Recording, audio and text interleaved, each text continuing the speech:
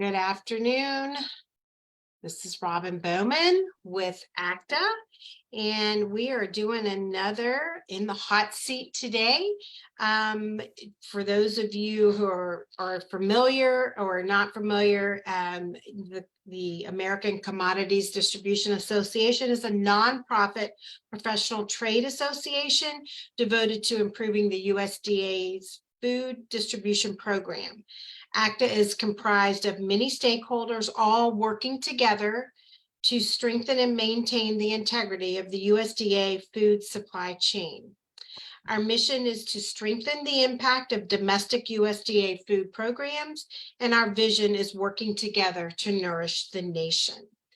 So I'd like to take this time to introduce myself. My name is Robin Bowman. I am the Vice President of K-12 for Core Food Service. I've been involved with ACDA for way more years than I probably should admit, but at least over 20. I'll just leave it there.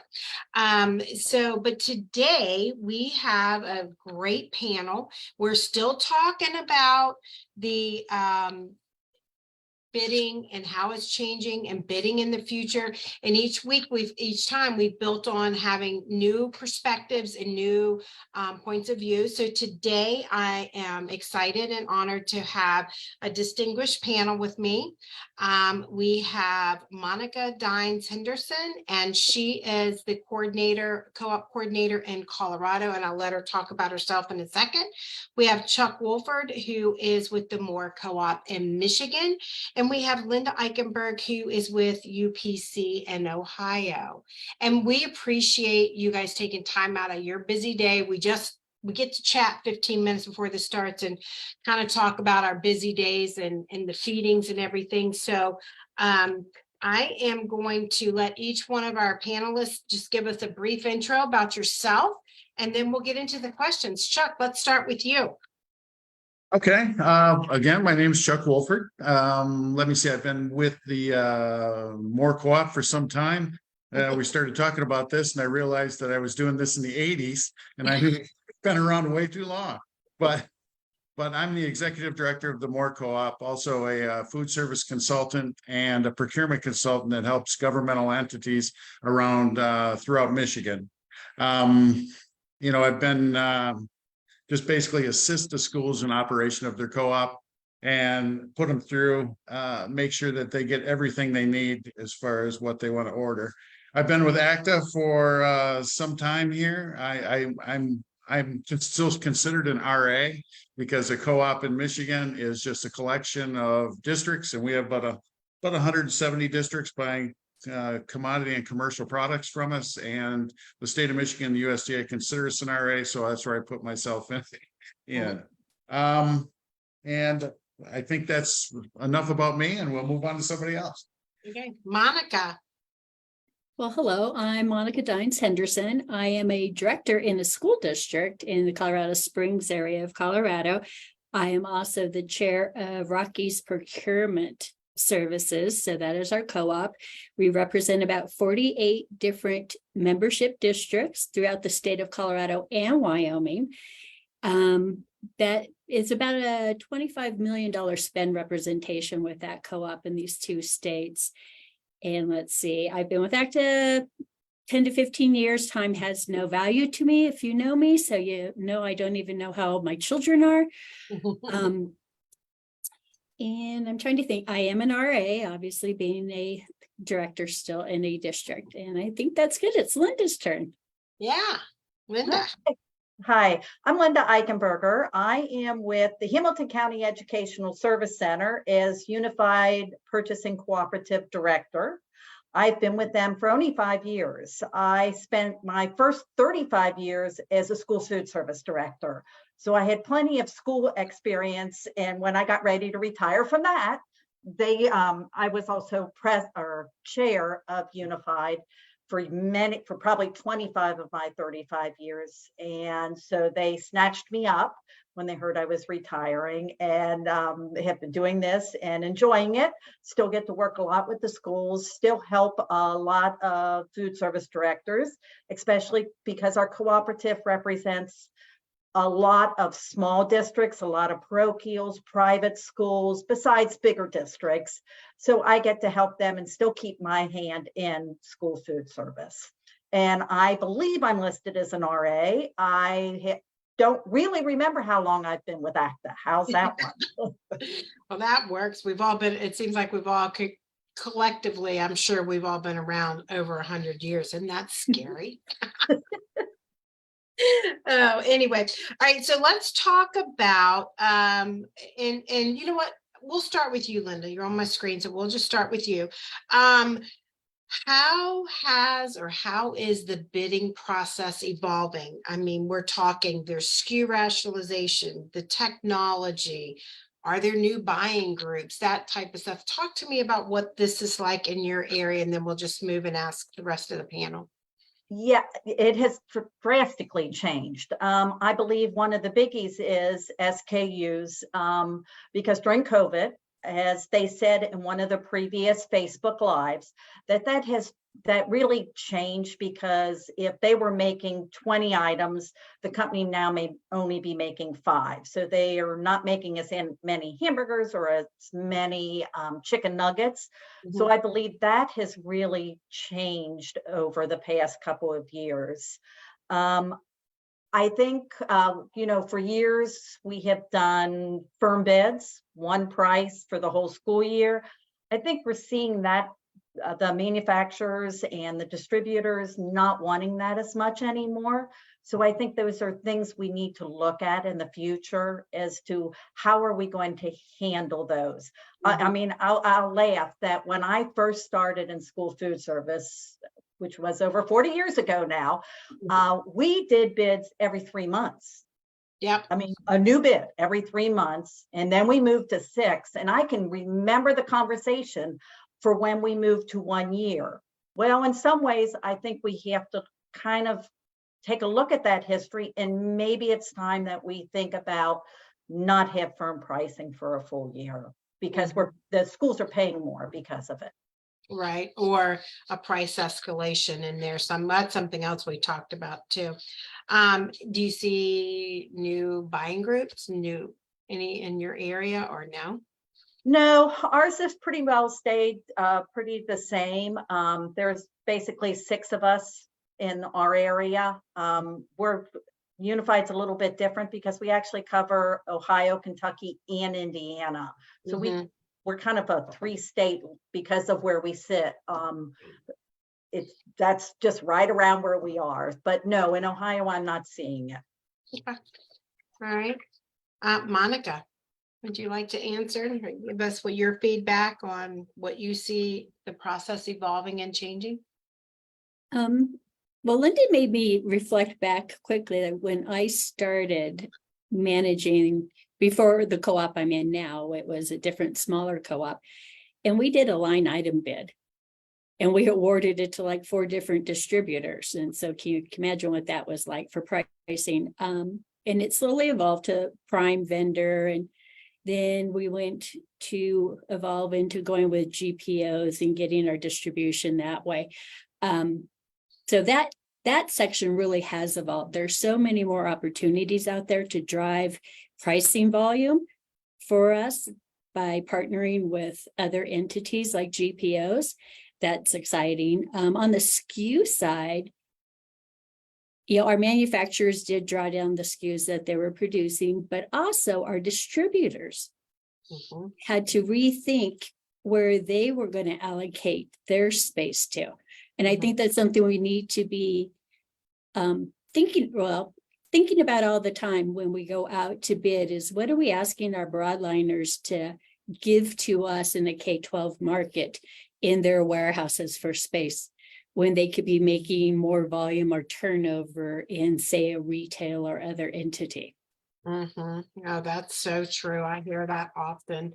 And you and I talked about the volume running through your state now that it's universal free. I'm hearing, trucks are busting at the seams coming in there, and tell us what your statistics are. I thought those were pretty interesting when we were talking. Well, my district starts back very early, so we're already a full month into school. And at the end of 30 days, we saw a 50% increase in our breakfast participation from last year, and a 33% increase in our lunch participation from last year. So we're putting out a lot more food with the same amount of people and the same amount of equipment. Yeah, no, I hear you. I hear you on that. Chuck, what do you have on that topic? Well, I see things have changed a lot. I was one of those people that did the line item bid years ago, and remember standing around cutting cans and talking about how many servings I got out of a number 10 can. So, so you look back now and and taking a look at things. COVID taught us a lot, I think, over the last couple of years on what we have to do. We've actually gone through and put some scenarios together that are in the bid now that because we're hoping to move more towards longer term contracts, but with the protections for manufacturers and distributors so that they can come back if the market change. How many distributors came or manufacturers came and claimed force majeure during or something like that during the COVID outbreak? Well, let's put something in place that they know that if something happens, even we had somebody that was affected by, flour, because of the Ukraine, what's going on in the Ukraine, they can't get the flour, so the price is going to go up. Hey, if you can bring in and show me the increases that you're getting on the thing, I'm more than happy to show you an increase in what we're paying for the things. And I think that's fair. It doesn't work unless it works for everybody. And the same thing happens with distributors as far as when we're looking at some of these items, as far as the SKUs that you're talking about. This is something that, we've seen the contraction in a lot of, different companies. We've seen from the distributors, it's more of a conversation because space is money, we have to come up with the right things to find out what's going on. I mean, it's changed a lot from the last few years. I mean, it wasn't that long ago where people said, hey, if you can get me 50 cases a month, we'll give you a spot. Well, that's not the case anymore, at least not in Michigan. So what we're trying to do is kind of create a little more long-term arrangements with vendors come through. Some of my districts weren't excited about that at first, but we had manufacturers actually come back to us and say, hey, the prices went back down on these items. We're going to lower our price on some of these things during the year. And so that kind of proves that if people have trust in you, that hopefully we can make things work like that. So everybody wins. But I think the SKU thing with the working through the distributors, working through the manufacturers, we also have to do it in the K-12 side too. So we've got a lot of our schools that need to start taking a look at that, because what they were doing a few years ago is not going to work. You can't operate with the similar items on the same shelf. You just got to start looking at not what your people want to make, but what's actually being served to the kids and the kids are liking. And so we're getting a lot more critical on that in Michigan. I think we're starting to look at some of those that we're trying to take out some of the items that we've had forever, but they're just not working anymore. And I think we're going to start seeing those go down because we have too wide a spread on what we're buying. Yeah. Let me ask you a question while I have you on the screen. Then I welcome the ladies to chime in here too. So if a school district wants to join your group, how do they go about doing that? If they would like to join commercially, they can just request to join commercially. And come on in, more the merrier. If they want to join commodity, the state of Michigan has a kind of a sign-up period that goes through the child nutrition application program. And so right now, before October 15th, districts in the state of Michigan will select which co-op they want to be a part of for the following year. Gotcha. Monica, how's that work for you? For our co-op, we just have an application process. So the school district just reaches out and lets us know that they're interested. We have an application that they fill out we have a board of directors we review it, we say thumbs up, they pay their membership, and we go forward. Right. And Linda? And ours is similar to what Monica said. It's an application process, but really it's just a formality. We are also board driven, so the board does approve each member, but there's no fee or anything to join. So it's a very easy process. It's not hard at all. I agree with Chuck, more the merrier. Right. And I'm kind of getting questions as we're talking here. And I'm just going to ask you, Linda, because you're on my screen right now. Do you do a direct manufacturer bid and a distributor bid? No, we just do a distributor bid with Unified. We do both. Yeah, we do commercially and commodity. So those that are doing direct diversion in Ohio, if they want to get it, we do the bidding process for them. It's as simple as that. But we do not manufacture. Monica, do you do a direct and a manufacturer bid? We have done both, yes. I like direct to the manufacturer. I like looking for local deviations that can come to be a better enhancement off of just our distribution bids. Right. And Chuck? Yes, we do a manufacturer direct where we get the prices for the commodity items and the commodity equivalents. And then the distributor bid to offering the commodity at a drayage price. And same thing with DOD. And then because we have our broadline distributor deliver the DOD also. But and then we bring in we use the another programs that we have for our commercial pricing. And through the distributor, they bid on that when the distributor bids go out. And so let me ask the dreaded question, forecasting. How does that work in your, and I'm going to go to each one of you so you know I'm coming. How does that work, Chuck, for your area? Do you forecast for everybody? How does that work? Yeah, what we try to do is do a forecast for everybody. And some of the issues that we have with forecasting, I think we need to do a better job. We need to do a better job getting that information to the manufacturers. If you look at in Michigan, just like our dynamics, our largest district, about 60,000, goes down to kids, in some of the rural areas, districts that have 25 kids in a school. Okay. And so if you get schools of this size, you're going to have different things for different schools. Right. Gotcha. And so that's created some of our issues. So when we try to use the historical data, because there's no way I'm going to get the principal superintendent / food service / transportation guy to answer and tell me what they're doing in northern Michigan and certain districts. But in some of the other districts, it's just as tough to pull things out because they want to make changes to their menu. We're trying to find it ahead of time. They fight you and push you on it. And so we try to stick to historical data and then skew rationalization as a co-op to try to squeeze those usage down. So hopefully we're giving pretty decent information to the manufacturers when we go out. Okay. Monica? I really just feel like saying ditto to what Chuck just said. Okay. Yeah, we work really hard to get all of our members to give us their forecasting. Especially for products that they want to expand into that they've never used before. And then we use our historical data. Okay. Linda?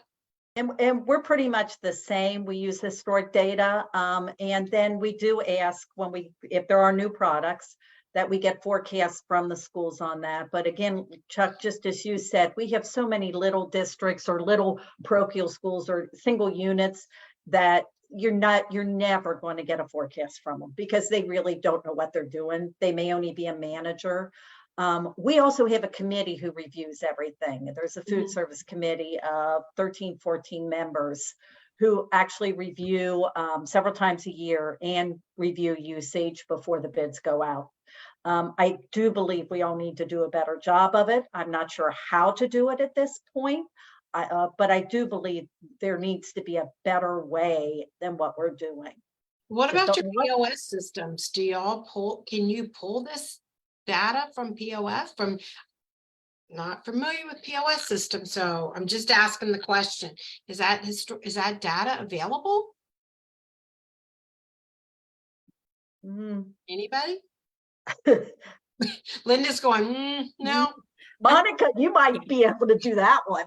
Yeah, I was gonna say from the point of sale, no, not really. But also some districts use a really good menu planning program where we can get data out of that off of our production records. Mhm. But those little school districts, they're still handwriting everything and they know what their 20 kids are gonna eat and they're not tracking how many cases that is in a year. Yeah.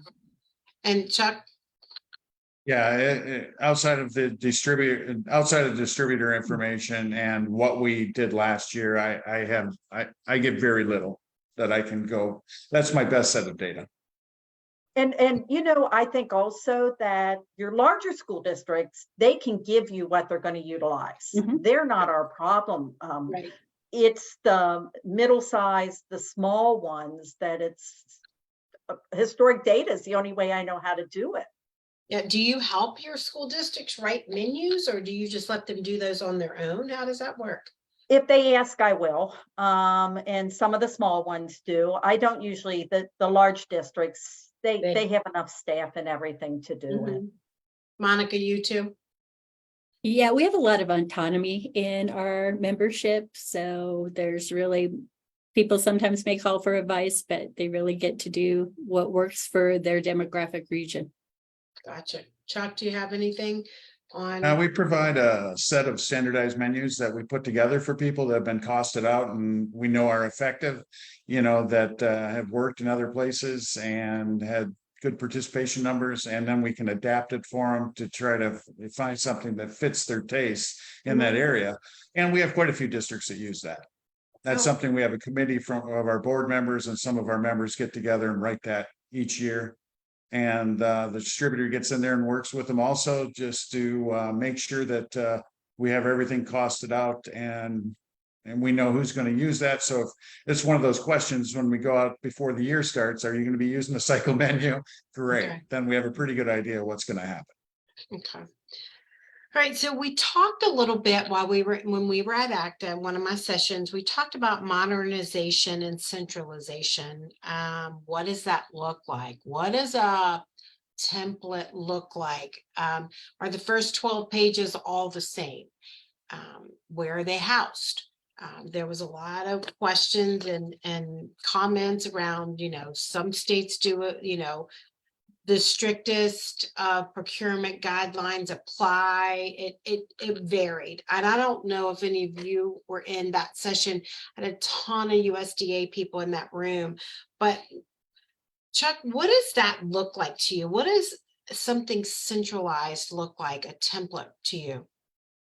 And there's with the changes in technology right now, we're starting to see we're starting to see more and more districts. We're actually thinking about going out to bid for POS systems that we could put in as a co-op and we could pull data as a whole.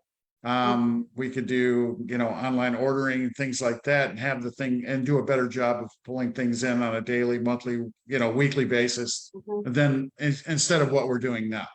But as far as we have too many people using too many different programs and then trying to get everybody else on board with it, I'm just having a tough time working through and getting something that's standardized enough that everybody will use it or buy into it.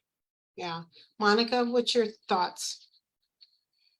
My thoughts on that is it would be grand if USDA came out with basically a maker template for all of us with all the standard language that they want to see with their interpretations and guidelines, because each region interprets that differently. So we're all being held accountable, not only different levels at the region to USDA, but also to our state agencies.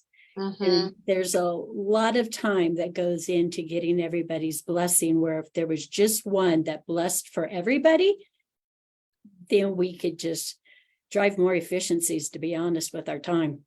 Yeah.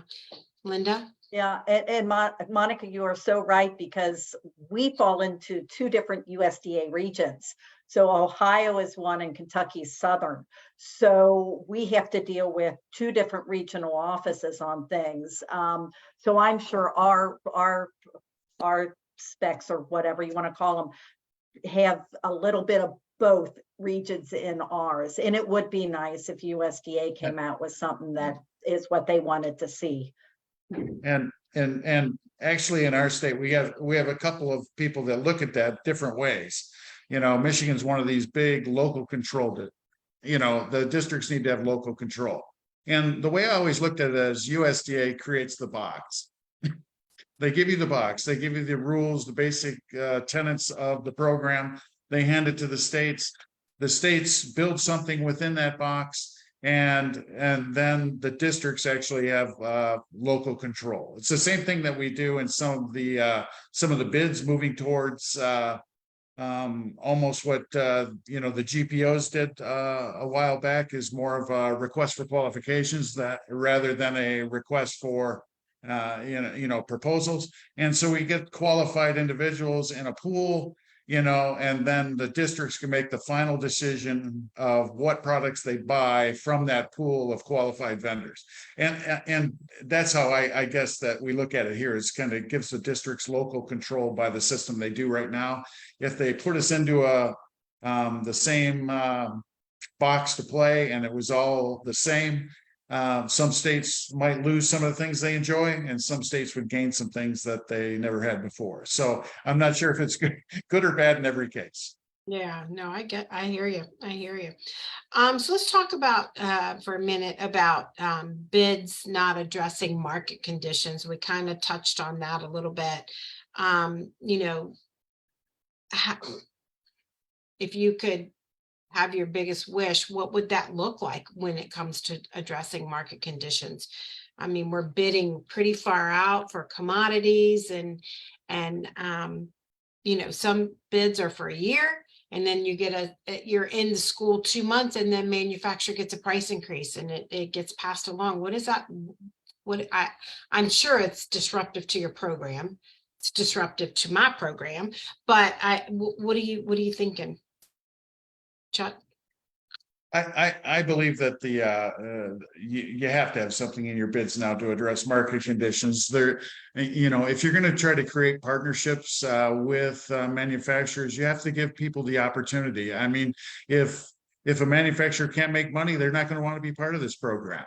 If you have a year-long bid and they get stuck, you know, trying to deliver a price, or they have to leave schools, maybe they're not back in schools again. We need the people to provide products that deliver to us, you know. And so we have tried to put those things in, have conversation with manufacturers and say, hey, if you have issues, please come forward, talk to us. You know, we don't want you to have to hedge your bets by going too long. We want to write something in there that works for everybody. So if nobody's making money and the schools aren't getting a fair price, then it doesn't work anywhere. Right. And so we need it to continue working. Monica, your thoughts on that? I feel like I just get to say ditto to Chuck all the time. I believe we have to write in flexibility into our bids if we want to get good pricing, or even just reasonable people, you know, interested in our business at the end of the day. If we are just solid, like they have to commit to 18 months out for something, they can't foresee what's coming, like avian flu or any of these other things that have recently hit. So we have to write the flexibility in. Yeah. Linda? And I agree. You definitely have to have market condition clauses in bids, because, you know, ours is a year-long bid, and if you don't allow price increases somewhere along the line, we do require the documentation that whatever their percentage of profit was, that when it changes, they're not making any more money. So we do have that certain information they've got to produce. Yeah. And that's pretty standard. I don't think anybody minds, you know, manufacturers, they know they've got to send that if they're going to have a price increase mid-year. So I don't think that's very surprising. So what role do you see the GDSM playing in your world, Linda? I think it's going to play a role. Before this, I was talking a little bit about the last hot seat and where Carrie Warnick from a Texas co-op talked and explained GDSN. I think she did a superb job. I probably learned more from her than I ever knew about it. It is definitely an area that I am going to do more research on and figure out how to put it into our bid, because right now it is not in our bid whatsoever. But I think it allowed that approved equal part also, because you know exactly what somebody else is bidding for approved equal. I think that's a biggie. So, but I think that's one that we need to learn more about, requires a lot of training. So. Yeah, it does. Monica, what are your thoughts? I'm really excited about it. We're going to be incorporating it into our upcoming bid. I see it as streamlining the whole bid evaluation process, to be honest. If I have approved equal, that's going to keep a lot of people, that's tied to that GDSN. It's going to keep a lot of people giving me, XYZ response back to an ABC product. So it's going to save me a lot of time in the evaluation process. And I also see it saving my co-op members a lot of time, because it will help them know that this product is exactly what we said it was going to be. And it could help them move away from the product they've been ordering for the past 30 years, just because it's what it's always been, and help them understand something new is out there. Yeah. Chuck? And I think that's the biggest place, is the value to the members and the GDSN. It's just, I think the members going through, if you're getting a review or something like that, one place you can go and get all the documentation that you need. I mean, right now, what do we do? Wander through and take pictures in our freezers and have them for our files. And so those are the kind of things that I think is going to be the biggest increase. Some of the, I have talked to some people, and we kind of played with it on the bid, because we had some people that weren't sure how many items they wanted to, because at some point there's a cost associated. And I had some pushback, not a lot of pushback, but I did have some pushback, and I want to keep those concerns there, because there is a cost for somebody to keep it updated and continue to add products. Right. Okay. So I've been looking at my phone occasionally. I do have a couple of questions that have come across, and this was kind of an interesting one. Someone sent me a question and said, if you had a magic wand, what would you create when thinking about the work that you do? Linda? That's a good one. Isn't that good? I think it would be, a lot of it would be forecasting. Something that magic wand would help with a more accurate forecasting, because I think that would help both the manufacturers and the distributors. Manufacturers knowing how much to actually make at any given time, and the distributors what to get in. So That's a really good question to get. A little bit longer, I'll come up with some. Yeah, no, I get you. We might keep that question around for a while. Monica? Well, I kind of, my first thought was in my director hat, that my magic wand would help me put into place an AI system like the Amazon stores have at airports, where you don't need anybody there when you check out. You just walk out, the gates automatically open. That's what I would love for in my schools, because I have a staffing shortage, and then I can focus my labor to the back of the house, serving the kids versus counting and claiming. On the procurement piece, I would really like in the magic wand to know what is coming environmentally. Are the crops going to come into play? Where should we divert our pounds to? If we divert them all to chicken, then all the chicken flocks have to be destroyed because of avian flu. I would love that magic wand to know, is it going to be a good production year for our crops in our country? That's a really good point. Chuck, what do you think? I would wave my magic wand so I could open up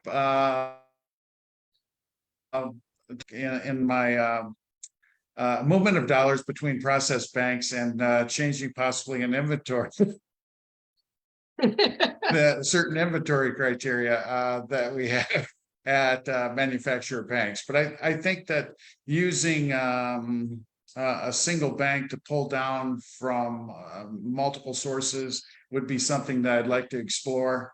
And why, or smaller, we talked about it with like when the USDA with the BMI process was going on, is smaller truckloads to do that, so I could address some of those. So those are some of the issues that I would have that wave my magic wand.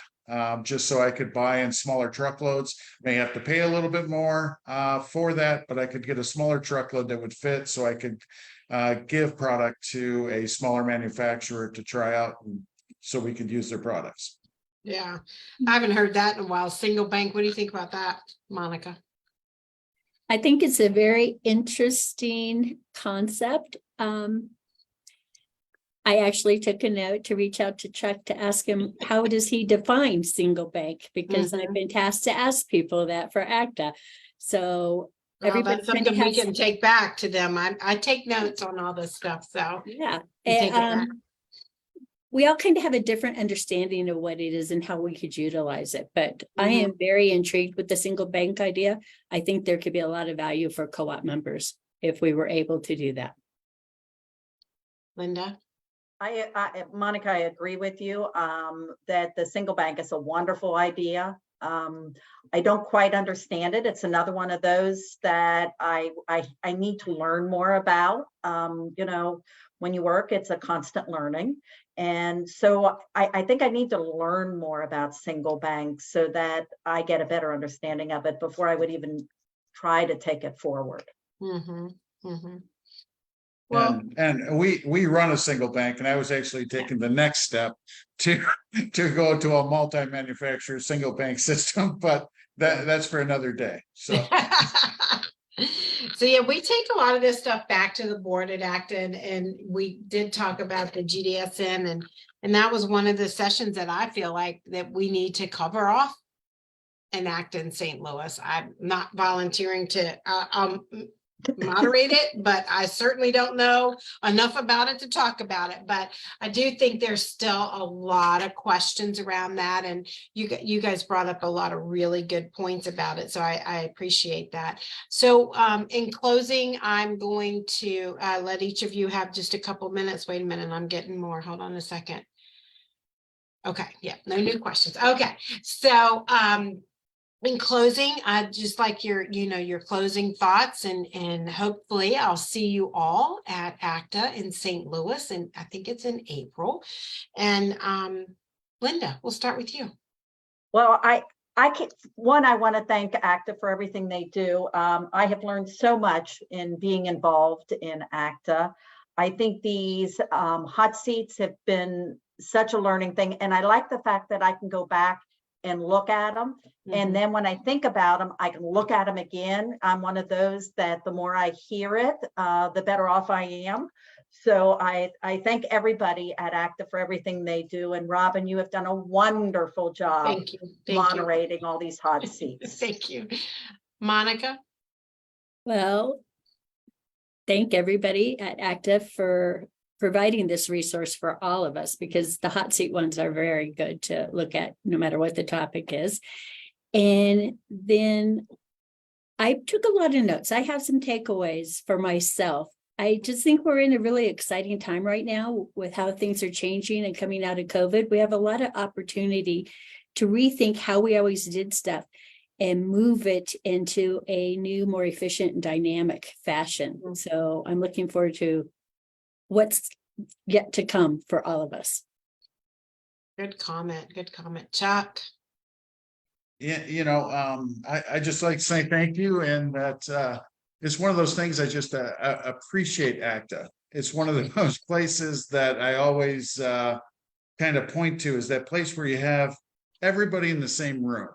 And it's one of these things I go around, I do these trainings for superintendents and things to talk to about, collaborative problem solving. That's exactly what we have when we get to ACDA. You have the people that make the rules, enforce the rules, try to abide by the rules and the people that actually buy in the end, and so we have all of the different sectors that are together and we can see it, the problem from their side. We only focus on the problems that we have. We don't see it from the others. And that's what I appreciate most and about ACTA is that we get all the groups in the same room, and looking forward to it. And I hope to see everybody in St. Louis. Yeah, I do too. So just so let me on September the 26th, there'll be another in the hot seat, same topic, geared around state agencies. So Garrick Howe will be moderating that one. And then we will have our conference, and it is April 21st through April the 24th in St. Louis. I hope to see everyone there. If you've watched one of these, I feel like this is my other job. If you watch one of these and I have not met you, please take the time to come up and say, hey, whatever. I'd love to meet you all in person. Most everybody that's been on the panel I've met or worked with throughout the years. So I really look forward to seeing everybody in St. Louis. And with that, I have no more questions. I don't see any more questions, Leah. So nope, no more questions. I thank you, Chuck, Monica, and Linda for joining us today. You brought I took a lot of good notes, and I do share these back. So I appreciate you all taking the time out of your day to be on this call with us. And I look forward to seeing all of y'all at ACTA. Thank you. See you there. Thank you. Bye, everybody.